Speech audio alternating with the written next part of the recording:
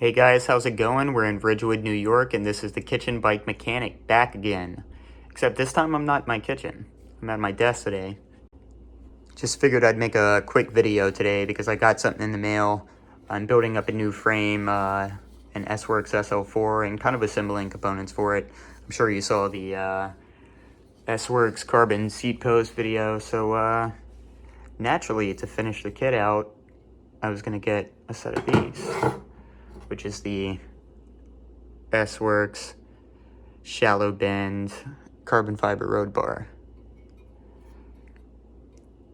So I've already got a set of these. It's on my SL5. Something I like about these bars is, this is now the day and age of, two things with handlebars: aero bars and one-piece units. And this is neither of those. It's kind of, and I'm not going to say it's a super traditional bar. It's called the shallow bend for a reason because the drops are pretty shallow. But, it's a round bar, kind of on the thinner side. Nothing really aero about it. There's not even any, cable routing to speak of. It's just a straight up regular ass bar. But it's S-Works, and it's carbon fiber, and it's pretty lightweight. And I've been running these bars on the SL5 here for a long time now, and I love them. They work for me very well. Both of these bars are a size 40 centimeters, which is spot on for my shoulder width, and they're super comfy. The shallow bend does help. I do ride in the drops pretty often. They're not super long either. The hoods are very reachable, with all of my fit taken into account. The tops of them are actually a little flat, like when you not like an aero bar, but when you put your hands around them, there is a kind of a flatness to them. Obviously, they're structurally bulletproof as a carbon bar can be. And they're black and they look cool. And they're super light. Well, super light, I don't know. I don't really have anything to compare them to. So I'm just gonna weigh them. Just get that out the way with. Because I know you guys like to see stuff weighed up. Just trying to think of how I'm gonna do this because they're just gonna roll over and not be an accurate way. I guess I can kind of put these at an angle. I know how much these weigh. I'm just gonna do it on camera for you guys. This ought to work.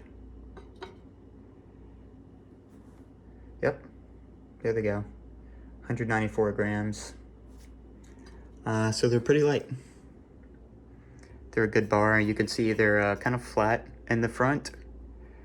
And that helps with, when you have your bars wrapped up and your cable is going in there. It's nice that I have an extra set of these just to show. Lighting's not super ideal in here. But, they're flat on the front, with the cables run under the tape. Preserves the roundness of them a little bit.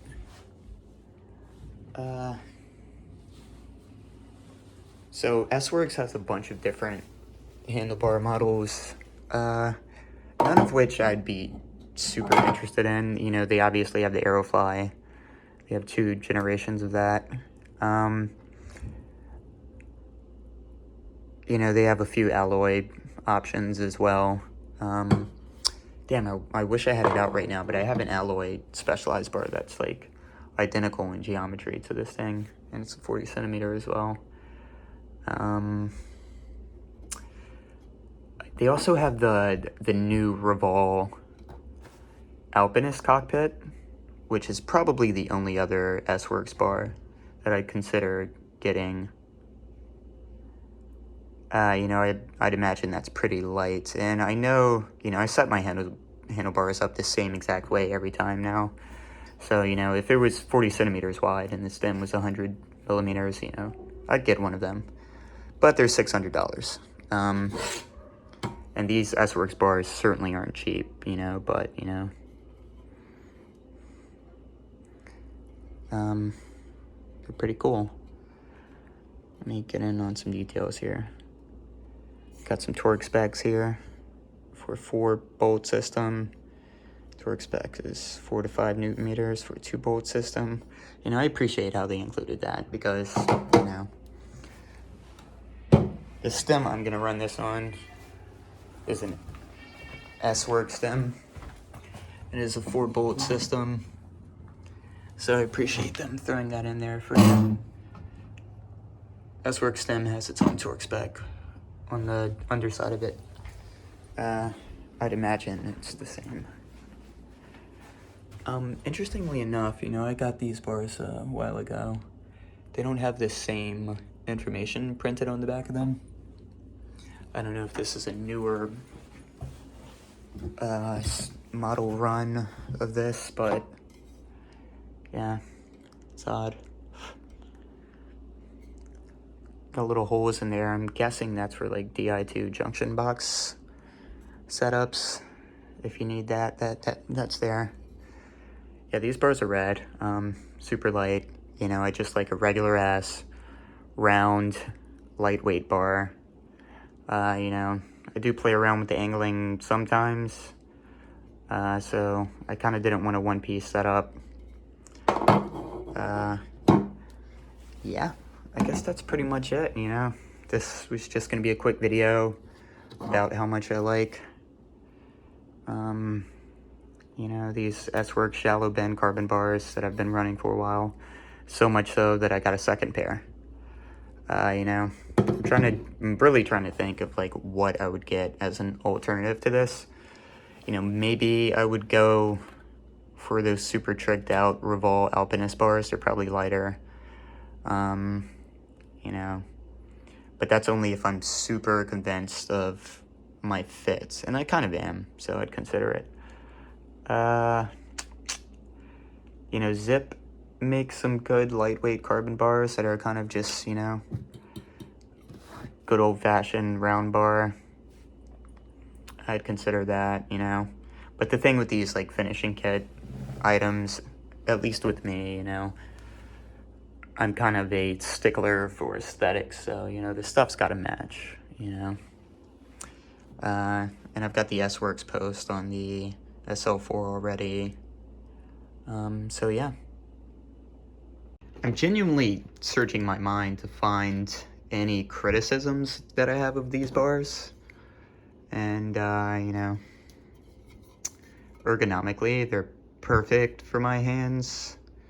They look awesome. They're super light. The one criticism I guess I could have, and I don't know if this is criticism about these bars specifically, but when I am setting up my SDI levers, the cable routing is a bit tricky because this bend here is so tight, you know, so, you know, getting those cables pressed in there and secured down before I wrap the bars is a bit tough. And I experimented with like alligator eye-link cables, which have the little aluminum housings, which are super cool, by the way, and I'd love to run those, but I can't because the way the SDI lever routes its cables doesn't. The alligator eye-link cables, you can't put such an extreme bend in them like this. They just won't work, unfortunately, so that's a thing. I think the Jaguars theoretically can work, and Jaguar was smart enough with their elite aluminum housing link setup stuff to include just a regular old-fashioned housing to run under your bar tape until it gets to where you want it to stop, and then it's the links, which is, you know, kudos to Jaguar for doing that because they really did one-up alligator eye link despite stealing their idea. So yeah, just like with the seat post, there's a convenient little guide if you want to get super anal about the tilt of your bars, and I'm not that anal, but you know, I do set mine up in a very specific way. Fact carbon. Where's the QR code on this boy? Oh nice, here's some measurements. Some convenient measurements for you guys to observe. So the drop is 123 millimeters. I guess that's shallow. Reach 75 millimeters. You could add that to your stem length. And width is 40 centimeters, of course. I mentioned that before. And there's your QR code, folks.